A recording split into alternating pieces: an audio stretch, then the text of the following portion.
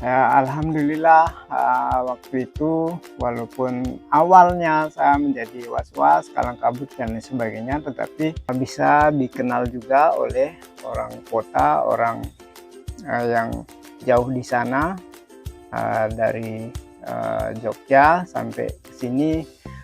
Ternyata bertani durian itu membuat tentu saja saya menjadi semakin optimis, dan insya Allah ini akan menjadi tantangan buat saya untuk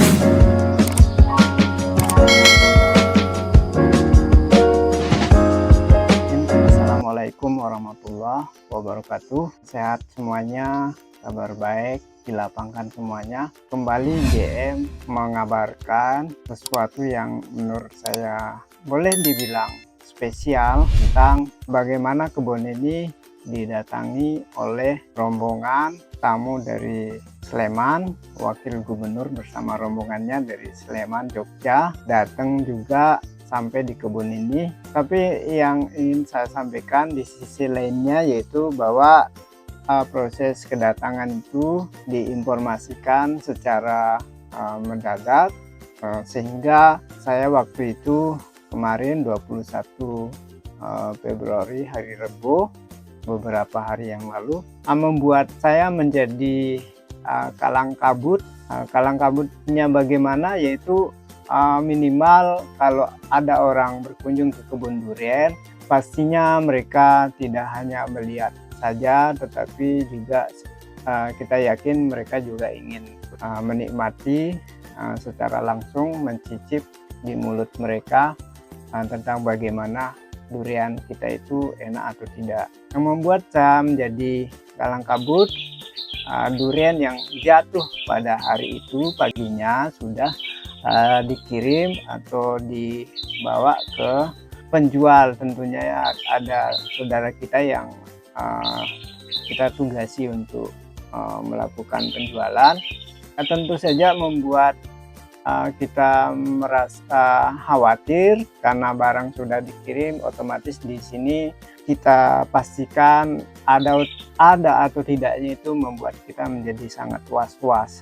Sehingga mendadak terus kita hubungi beberapa kawan, terutama yang sering bantu kita kerja di sini, satu pun tidak ada yang aktif. Maksudnya supaya bisa mencarikan di tempat yang lain, lahan kita juga yang posisinya di tempat lain, tetapi ternyata itu juga tidak bisa, sehingga saya menjadi semakin, katakanlah, tidak enak, was-was, sehingga saya menyebutnya sebagai saya itu seperti orang yang kalang kabutnya.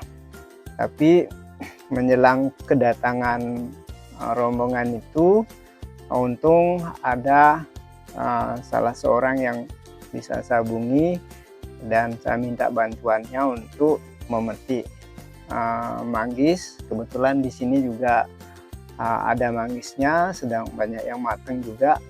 Alhamdulillah dapat kurang lebih setengah tas plastik. Ya paling tidak bisa menjadi suatu yang bisa membuyarkan rasa penasaran mereka tentang durian. Tetapi sementara duriannya ada, paling tidak ada sesuatu dulu sebelum ke durian. Di sini itu ada beberapa jenis durian, dan diantaranya ada yang mewakili minimal satu biji, dan ada yang beberapa biji, terutama musangking. Alhamdulillah setelah dibuka ya bisa dilihat sendiri bagaimana, boleh dibilang mungkin seru atau ada spontanitas mereka ketika durian itu dibuka sampai berseru rame-rame mengatakan wow, seperti itu. Satu yang menarik mungkin menurut mereka adalah di sebelah ini ada pohon durian yang kelihatan buahnya aneh, ada dua macam, ada yang besar-besar, ada yang sedang. Ya, dapat saya jelaskan waktu itu bahwa durian itu ya di satu pohon ini terdiri dari dua jenis. Yang di bagian bawah itu durian kanis, sedangkan yang di atasnya durian musangking ya. Jadi sama-sama produktif dengan jenis masing-masing. Ya, kanenya lumayan lebat dan kanenya juga lumayan. Jadi satu pohon bisa menghasilkan dua jenis buah durian. Alhamdulillah waktu itu walaupun awalnya saya menjadi was-was, kalang kabut dan sebagainya, tetapi setidaknya di sini, tempat ini yang jauh di pelosok Lombok, pulau yang kecil, bisa dikenal juga oleh orang kota, orang yang jauh di sana, dari Jogja sampai ke sini. Ternyata bertani durian itu membuat tentu saja saya menjadi semakin optimis, dan insya Allah ini akan menjadi tantangan buat saya untuk semakin serius mempertahankan dan memperjuangkan bagaimana durian kita itu supaya menjadi semakin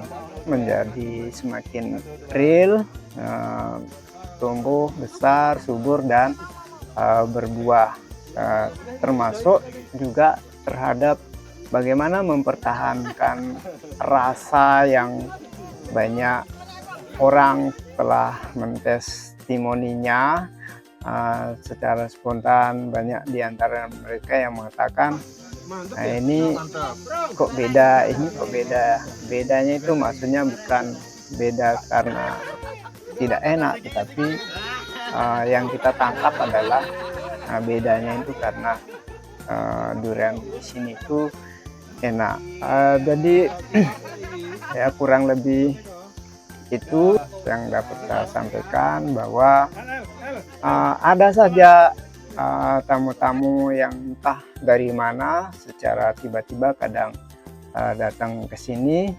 Tentu ya sekali lagi ini menjadi tantangan bagi kita para petani, paling tidak bagaimana membuat durian kita itu menjadi real dan tetap enak rasanya. Dan ketika ada proses penjualan, tentu kita pelaku utama yang mengetes dulu apakah layak atau tidak.